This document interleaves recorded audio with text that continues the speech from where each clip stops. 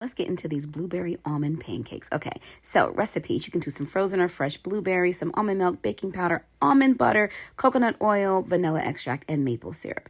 Let's get into it. Got to get the music going. Got my music, getting my eggs out, organic brown cage-free eggs.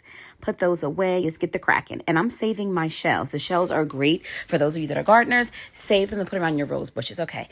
Whip, whip, whip. Let me tell you, working with this almond butter is something, baby. Woo, I got an arm workout. Okay, so whip that around, add it in my almond milk. Wait for the end because I'm going to have the recipe. Don't worry about it. Mash, mash, mash. This is a forearm workout. Those of you that have had almond butter, you know what that's like. So I had to really work it, baby, work it. Finally get it nice and creamy. Adding my baking powder. Dash, adding the maple syrup, dash. Then I added some vanilla extract. It didn't call for it in the recipe, but it does make it optional. Then you're going to whip it. Let's whip it, baby. Let's whip it right. Let's whip it, baby. Work it all night. Drop it down. Drop it down. Drop it down. Let's get it. Okay, back to it. So, got the coconut oil. You're going to use the coconut oil in the skillet. Get the skillet nice and hot. Then boom, boom, bam. Measure out the pancakes.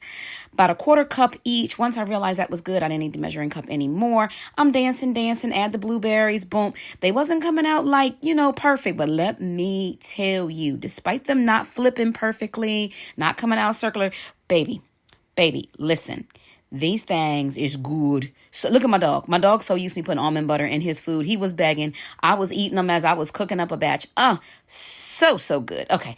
Last bit of them. All done. Boom, boom. Get ready to screenshot. Here's the recipe for you now. Enjoy.